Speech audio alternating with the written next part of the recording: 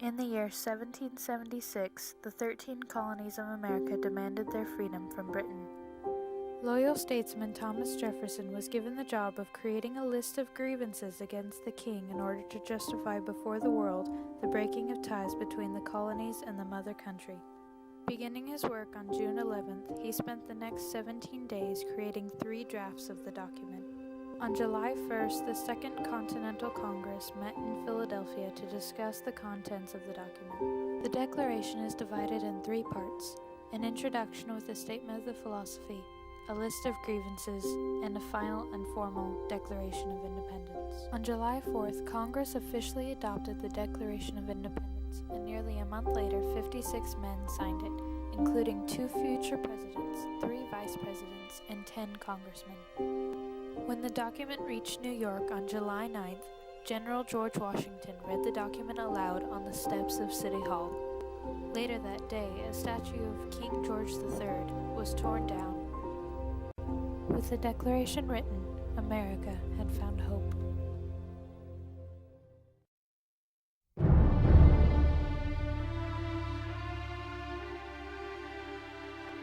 The Civil War was the effect of a dispute over the future of slavery, in which the northern and western states and territories fought to preserve the Union, while the South fought to establish Southern independence.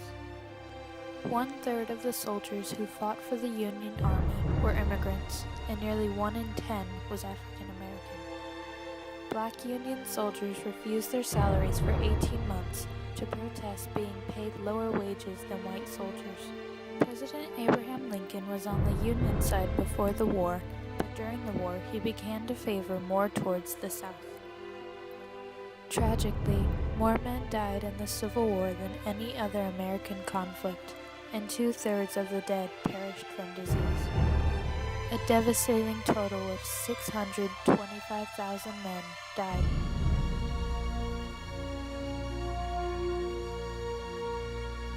The last battle of the war was fought at Palmito Ranch, Texas on May 12, 1865, where the North was victorious and the rebellious states returned to the Union.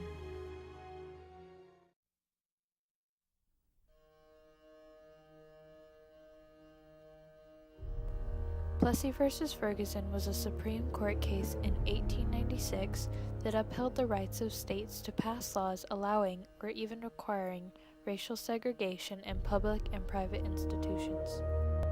The case strengthened the ability of Southern states to pass Jim Crow laws. The case started after June 7, 1892, when 30-year-old Homer Plessy was arrested for sitting in the white car on the train.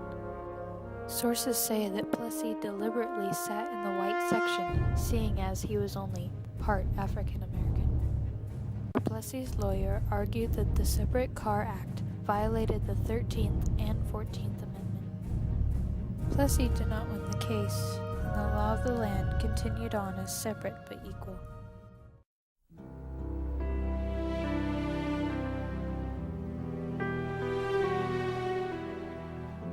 The attack on Pearl Harbor was a surprise military strike conducted by the Imperial Japanese Navy against the U.S. Naval Base at Pearl Harbor, Hawaii, early in the morning on December 7, 1941. It was intended to neutralize the U.S. Pacific Fleet and hence protect Japan's advance into the Dutch East Indies, where it sought access to natural resources such as oil and rubber. At 6:30 a.m., an Army radar station on Oahu's north shore reported the sighting of planes about 50 miles away.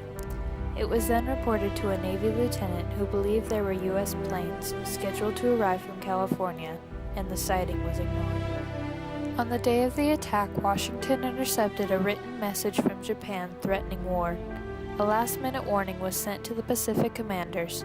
However, General Short did not receive the message until hours after the attack. There was complete lack of cooperation between the Army and Navy, and no one in authority believed in the dangers to which Pearl Harbor was exposed. They saw no need for Hawaii to be ready for a large-scale attack. At 7:55 a.m. Hawaii time, Japanese fighter planes attacked, launching one of the deadliest attacks in American history. The attack lasted less than 2 hours, but killed more than 2,500 people.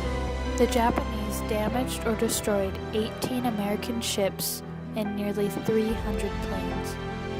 The attack consisted of 2 waves, with a total of 353 planes used by the Japanese. Doris Miller, an African-American cook on board one of the ships, fought with courage and later on was awarded the Navy Cross for his actions beyond the call of duty. The day after the attack, war was declared against Japan, and 3 days later, U.S. Congress declared war on Germany. Today, the USS Arizona serves as both a memorial and a tomb for more than 1,000 crewmen who died that day. The day before the attack, the USS Arizona took on a full load of fuel, nearly 1.5 million gallons of oil. The next day, much of it fed the explosion and fire when the ship was hit. However, some 500,000 gallons still slowly spill into the harbor every day.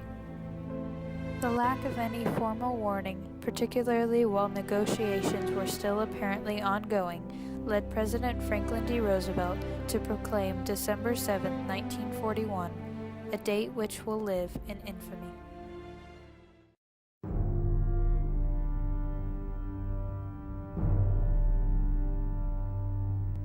The Vietnam War was fought from November 1, 1955 to April 30, 1975.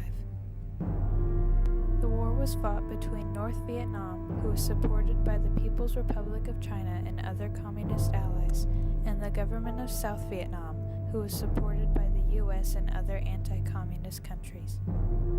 The U.S. government viewed involvement in the war as a way to prevent a communist takeover of South Vietnam as a part of their wider strategy of containment.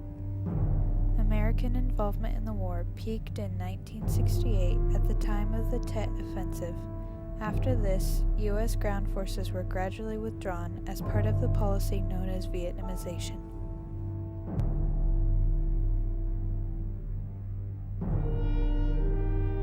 Luckily, the U.S. involvement ended on August 15, 1973, as a result of the Case-Church Amendment passed by the U.S. Congress. The capture of Saigon by the Vietnam People's Army in April 1975 marked the end of the war, and the North and the South were reunified the following year. During the course of the Vietnam War, a large percent of the American population opposed U.S. involvement in South Vietnam. High-profile opposition to the war turned to street protests in an effort to turn U.S. political opinion. After news reports of American military abuses, new attention and support was brought to the anti-war movement. The final straw was the fatal shooting of 4 students at Kent State University in 1970. Anti-war protests ended with the final withdrawal of troops after the Paris Peace Accords were signed. Today, the Vietnam Veterans Memorial in Washington, D.C. honors the U.S. service members of the U.S. Armed Forces who fought in the Vietnam War.